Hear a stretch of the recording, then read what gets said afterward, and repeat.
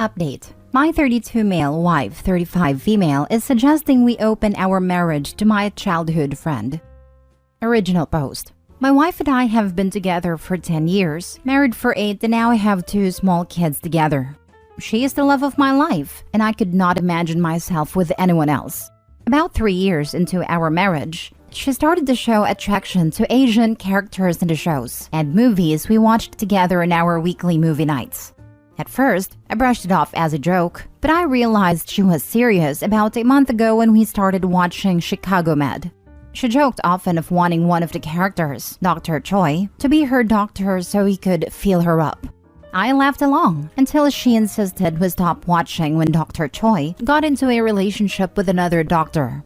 Thinking about it now, throughout our entire relationship, Asian men caught her attention. For the past few years, she's been obsessed with popular K-pop members, joking how she would rather be with Eric Moon and Jimin, even going as far to say that she's disappointed she got stuck with a white man and that our babies aren't as cute. A friend of mine since childhood is Korean and visits with us often. He and my wife have become friends. I always thought she acted weird around him, but I never took it personally until last night. As I was cleaning up dinner, she put the kids to bed and asked to sit down and have a talk about something important. I was hesitant, but agreed. She started it by saying that she didn't feel like our intimate life was as fulfilling as it used to be. I was taken aback and asked what I could do to bring her more fulfillment. She suggested we bring in a third person into it. I instantly knew she had someone in mind despite her denying it. And after an hour of talking in circles, she revealed she had been having small thoughts and urges regarding my childhood friend, and she suggested I watch. I was stunned and told her I didn't want to discuss this anymore and slept in the living room. She took the kids to school this morning and went to help her sister pack as she is moving soon. We haven't spoken since last night, and I don't know what to do. I'm sat in my car outside my office writing this. I don't want to go home and see her knowing what she's thinking about. I think I want the divorce as she's clearly no longer the woman I fell in love with, and I suspect she has already acted upon her urges with him. Is that too big of a jump over a simple fantasy? Now for the top advice before reading the update. Don't fall for this crap. She wants to sleep with your friend, and she is using your lack of fulfilling life as an excuse to get what she wants without guilt. Do not fall for it. In my opinion, there is no coming back from this. In therapy, she will either deny or just say it is not working, may even eventually cheat on you. Doesn't a friend have to agree? We seem to ignore the fact that a friend would be totally against this and assume he will just say yes just because she wants it. The good friend should just shut her down and make her realize her foolishness. Unfortunately, if he shuts her down, she will have yellow fever until she gets what she wants. Based on her past comments, I believe divorce is OP's only option. I personally wouldn't say divorce is an extreme here. For real, especially because it looks like OP's wife is fetishizing Asians. Yeah, his wife seems so weird and creepy, especially with her comments being disappointed marrying a white man, since their babies won't be as cute as mixed Asian babies. So gross. Sorry, OP. She apparently can't imagine herself with someone else. You are no longer compatible. She has already picked out an affair partner, and you can watch.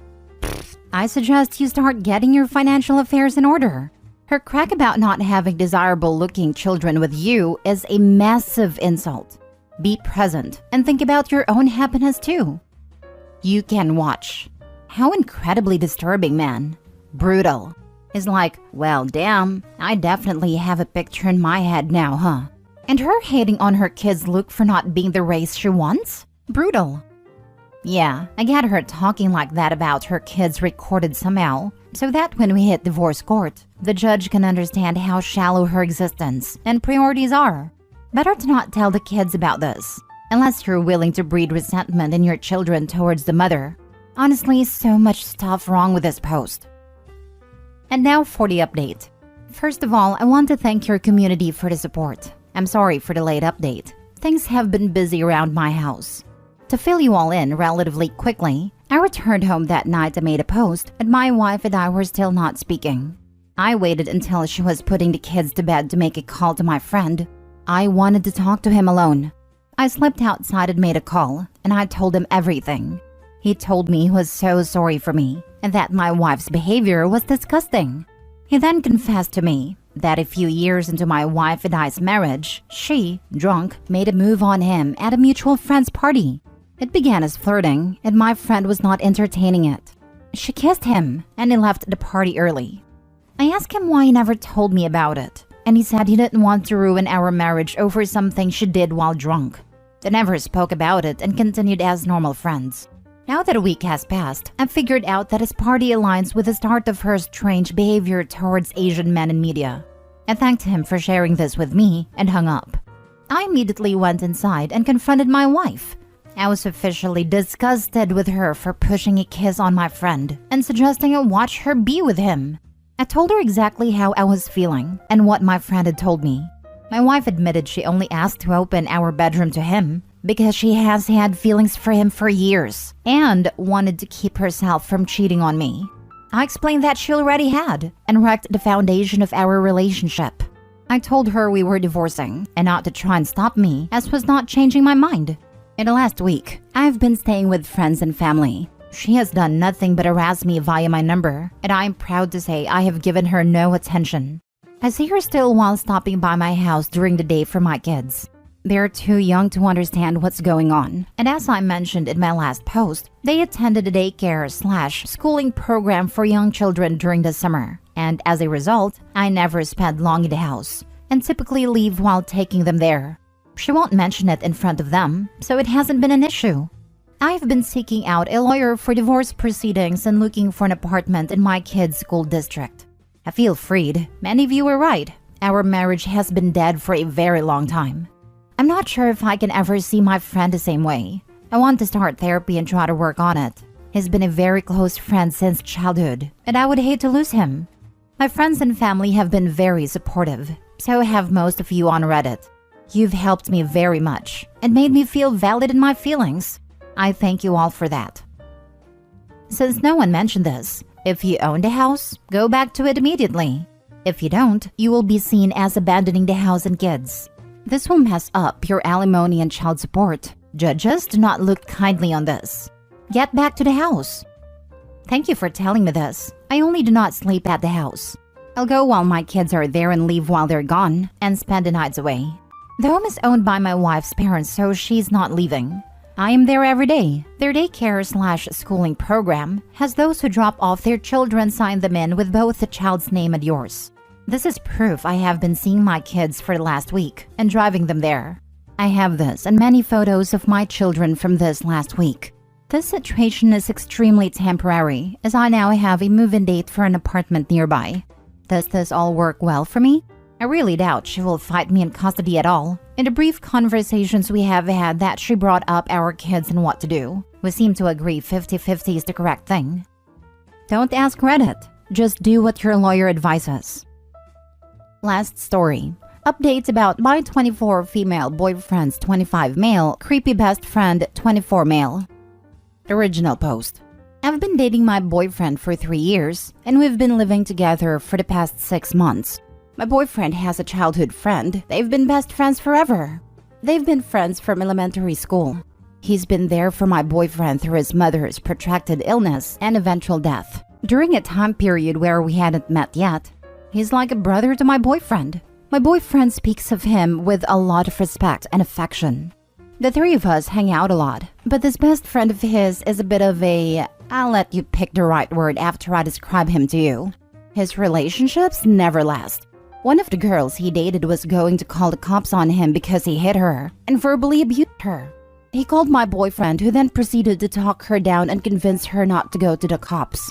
My boyfriend then promised her that his friend would never bother her anymore. The whole thing threw me off, but I know my boyfriend. He is a gem of a person. The only reason that girl didn't press charges against his friend was because she knew she would trust my boyfriend to protect her and keep his word. I wanted to have nothing to do with his friend after that incident, but my boyfriend explained his friend's complicated past to me and rationalized his behavior. I let my boyfriend hang out with him, but I myself stayed away from him. Things eventually got better. His friend got therapy and seemed to be doing well. So for the sake of my boyfriend, I let him back into our lives. That was a mistake. Now that we've moved in together, I feel like his friend visits too often. He would order me around in our house. Get me this, get me that. My boyfriend would immediately smooth the situation by getting him that himself. One day, when I snapped at his friend, he told my boyfriend right in front of me, "Get her under control." And my boyfriend apologized to him. Then after he left, apologized to me for taking a side. I was left so confused and bewildered. The worst part is, the way his friend looks at me. It just feels disgusting and wrong. I don't feel comfortable wearing shorts or sleeveless tops or low-cut tops in my own home when he visits. We have a 3-seater couch in our living room and 2 single-seaters. If I'm on the 3-seater, he would come sit right next to me. I've told my boyfriend this many times and he stopped inviting him over. But that hasn't stopped his friend from coming over uninvited. Yesterday, he showed up when my boyfriend wasn't home and refused to leave before talking to my boyfriend first. I was forced to wait with him for my boyfriend to return.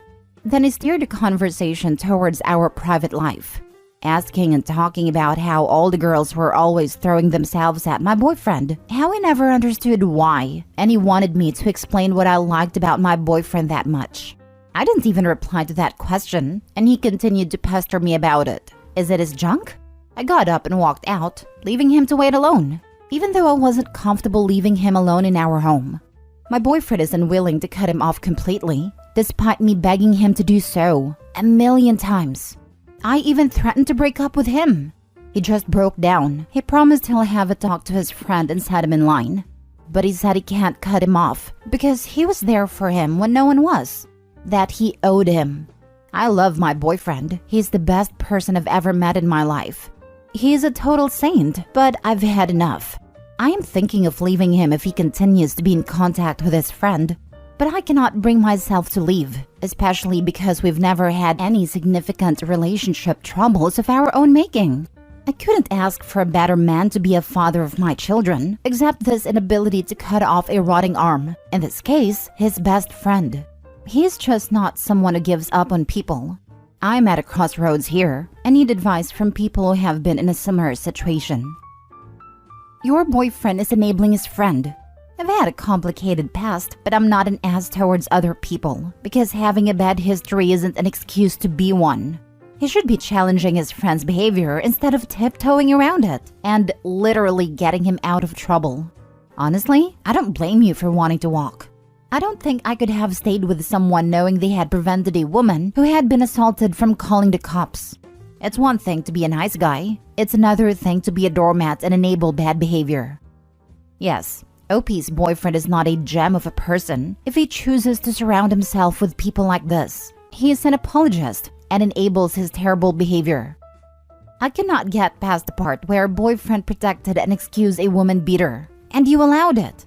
This alone is not okay, a huge red flag, and that you so easily move on from it as an issue is not okay. You need to really consider what you think is acceptable or not. My boyfriend is loyal to a fault. He tried many times to get his friend therapy and the help he needed. He told me that his friend had literally held his hand through his mother's time in palliative care. They just have too much history together that I can never compete with or begin to understand. My boyfriend did promise me that he won't protect his friend a second time. My boyfriend has never been abusive towards me. He would cut off his arm before he hurt a hair on my head. So if his friend gets mad and strikes you, what are you expecting your boyfriend to do? Same question, but instead of strikes, substitute violates. Those creepy questions after getting OP alone about their intimate life are this guy's idea of foreplay, and he will convince the boyfriend that it was somehow her fault. Now for the update. I posted over a week ago about my situation on here. You were all kind enough to take the time to give me some real advice. I thought if my boyfriend could see it too, maybe it would serve as a wake-up call. So I threw caution into the air and showed him my Reddit post. He spent a long time reading the replies, in silence, then went off on me for sharing private details about our life on the internet. He scolded me for making him look like an abuse enabler and accused me of not knowing the details of what happened. We got into a huge fight about it, and I walked out on him and temporarily moved in with a cousin. Then today I got a call from one of his co-workers asking why he had a busted lip and a swollen face. So I called him and asked to meet him. He said he got into a fight with his friend over me. I asked him to press charges and he refused. He said they're not on talking terms anymore and that it didn't matter. However, he said he can't overlook the fact that I posted about him on the internet instead of talking to him, when in reality, that's all I've been doing for the past few years. I can't get past the fact that he is still unwilling to press charges on his friend after becoming his victim.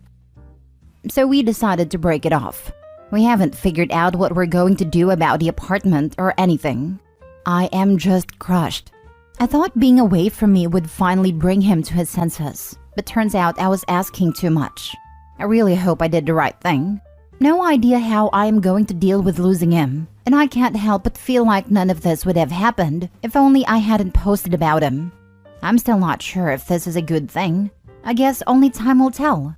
I feel horrible about myself, but here I am doing it all over again.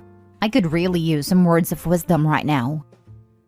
Your story gave me chills. Guys like that creep are extremely dangerous, so breaking up with your boyfriend, who brings these kind of dangerous people in your life, was the best thing you did. Trust me, you will be extremely grateful for the choice you made. I am positive your boyfriend agrees with everything you wrote and all the advice you got in your previous post. Otherwise, he wouldn't go and fight with that creep. He is only angry because reading your post made him realize what kind of person he has been, and he didn't like it. And instead of acknowledging his flaws and working on them, he is blaming you and getting angry at you. He is only trying to comfort his wounded ego. Exactly. OP, I'm glad it was the boyfriend who got the bruises and not you. I didn't read the original and I don't need to, at least to recognize that it's best you two split. I don't know what context would make any of this okay. It's probably best long-term that you two go your separate ways. Even though it sucks, and definitely was not what you expected. It's going to take some time for me to get back on my feet and sort out my feelings. If he had just asked me to come back, I would have willingly complied. But I suppose it's all for the best. Honestly, it's karma he got his ass beat by that abuser. Cosmic intervention. You still have the love blindfold on maybe, which is understandable. But I hope you get to the point where you understand how horrific it is that he is so awful and enabling that, even after getting beat, he's still too obtuse to give consequences to that abuser. You are free from the enabler and abuser and free to find peace and comfort.